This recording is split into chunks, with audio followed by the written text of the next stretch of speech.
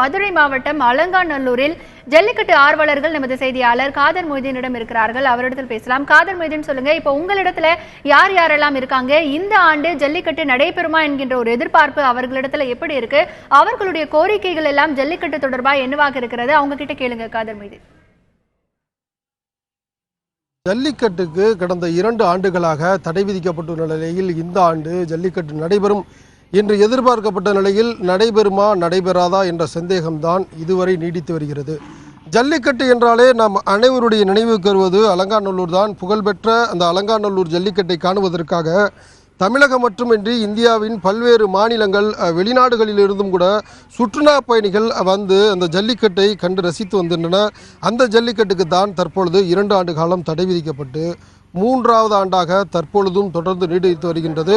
இந்த ஆண்டு இந்த ஜல்லிக்கட்டு போட்டி நடைபெறும் என்று பெரிதும் எதிர்பார்க்கப்பட்டிருந்த நிலையில் உச்சநீதிமன்றம் தற்பொழுது உடனடியாக இந்த வழக்கில் தீர்ப்பு வழங்க முடியாது என்ற ஒரு அறிவிப்பை வெளியிட்டிருக்கிறது என்பது இந்த ஜல்லிக்கட்டு ஆர்வலர்களையும் அந்த காளை மாடுபிடி வீரர்களையும் அலங்காநல்லூர் மற்றும் சுற்றுவட்டார பகுதிகளில் உள்ள மக்களை கடும் அச்சத்தில் ஆழ்த்தியிருக்கின்றது. இன்னும் சொல்ல வேண்டுமென்றால் தென் மாவட்ட மக்களினுடைய உணர்வுகளை புண்படுத்தும் செயலாக அமைந்திருக்கிறது என்று வேதனை தெரிவிக்கின்றனர்.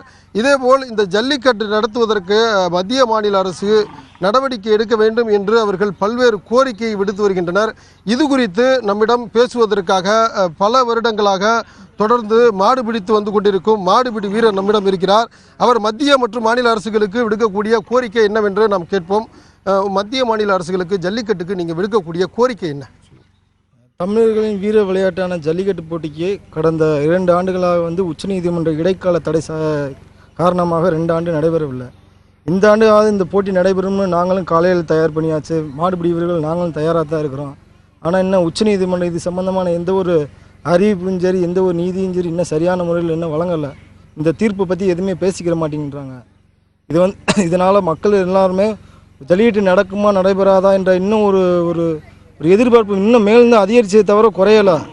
இது பார்த்தீங்கன்னா நீங்கள் தமிழ்நாடு முழுவதும் இருக்க மாணவர்கள்லாம் இதில் போராடுறாங்க. எல்லாருமே போராடுறாங்க. எல்லா அரசியல் தலைவர்களும் போராடுறாங்க.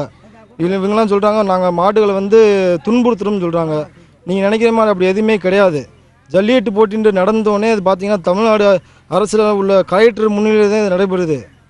போட்டிக்கு முன்னாடி பார்த்தீங்கன்னா கால்நடை மருத்துவர்களுடைய எல்லாரும் சரியான முறையில் மருத்துவர்கள்லாம் அதை சரி பண்ணி அந்த மாட்டுக்கெல்லாம் சொல்கிறாங்க, மாட்டு கண்ணில் நாங்கள் மிளகாப்பொடி தூவி விடுறோம், மாட்டுக்கு சாராயத்தை ஊற்றி விடுறாங்க. இந்த மாதிரி எல்லாரும் பொய்யான தகவல் ஜல்லிக்கட்டு பற்றி பேசியிருக்காங்க. அது நீங்கள் நம்பக்கூடாது.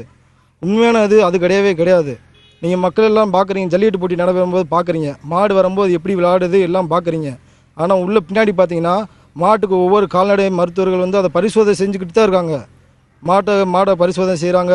மாடுபிடி வீரர்கள் எதுவும் மது அருந்திருக்காங்களா, ட்ரிங்க்ஸ் குடிச்சிருக்காங்களா, வேறு எதுவும் செஞ்சுருக்காங்களான்னு பார்த்துக்கிட்டு தான் இருக்காங்க.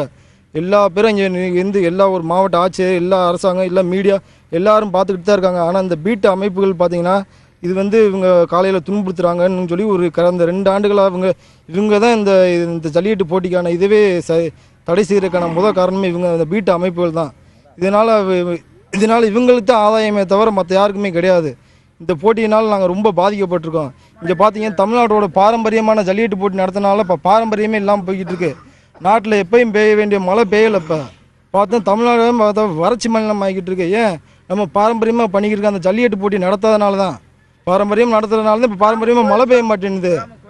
இல்லை ஜல்லிக்கட்டு போட்டி நடத்துறது சும்மா காலையில் ஏதோ தானே வளர்க்கணும்னு நினச்சிக்கிறாங்க. இல்லை, நாங்கள் தெய்வமாக நினச்சி வளர்த்துக்கிட்டு இருக்கோம். ஒவ்வொரு காலையிலும் எங்களுடைய குலசாமியை தான், எல்லாருமே குலசாமிகளை தான் இப்போ காலையிலாக பேர் வச்சுருக்காங்க. எல்லா கோயில் சாமிகளோட பேரில் தான் அந்த காலை மாட்டையும் அவுக்குறாங்க. நீங்கள் எதிர்பார்க்குற மாதிரி நீங்கள் இப்போ பார்த்தீங்கன்னா நீங்கள் எல்லோரும் தப்பாகவே புரிஞ்சுக்கிட்டு இருக்காங்க. எல்லாருமே ஜல்லிக்கட்டு மாடு பிடிக்கிறவங்களும் பார்த்தீங்கன்னா தண்ணி அடிச்சு பிடிக்கிறாங்க, காலையில் இது பண்ணுறாங்க நினைக்கிறாங்க. அதெல்லாம் கிடையாது. ஒவ்வொரு மாடுபிடி வீரனும் தன்னோட தமிழனோட வீரத்தை காட்டுறக்காண்டி, இது தமிழனுக்கே உரிய ஒரு வீரத்தை காட்டுறக்காண்டி தான் பேசுகிறோம். Okay madam.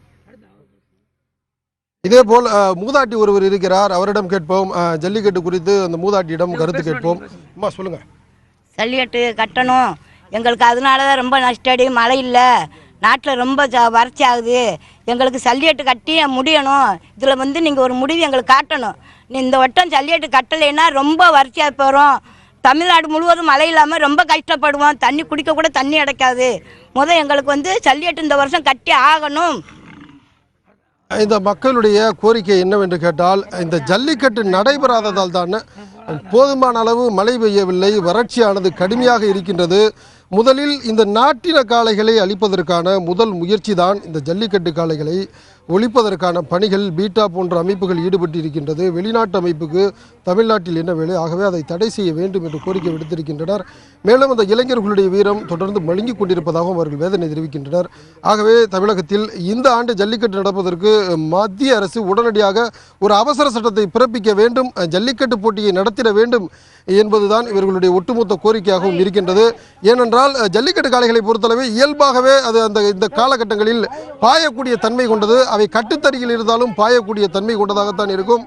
நாம் தற்போது கூட காணலாம், இங்கே கட்டி வைக்கப்பட்டுள்ள காளையானது மிகவும் ஆக்ரோஷமாக தான் இருக்கும். அதன் அருகில் யாரும் செல்லவில்லை என்றாலும் கூட அது தரையை குத்தக்கூடிய நிகழ்வை தான் நாம் காண முடியும். ஏனென்றால் அது ஜல்லிக்கட்டினுடைய இயல்பான சுபாவமே அதுதான். ஆகவே இதற்கு தடை விதிக்க வேண்டிய அவசியம் கிடையாது. அதற்கு நடத்துறதுக்கு மத்திய மாநில அரசுகள் உடனடியாக நடவடிக்கை எடுக்க வேண்டும் என்பது இந்த அலங்காநல்லூர் மற்றும் சுற்றியுள்ள பகுதி மக்களுடைய கோரிக்கையாக இருக்கின்றது. இந்த ஆண்டு ஜல்லிக்கட்டு போட்டியை நடத்துவதற்கு நடவடிக்கை எடுக்க வேண்டும் என்ற கோரிக்கையை ஒட்டுமொத்த மக்களும் வைக்கின்றனர்.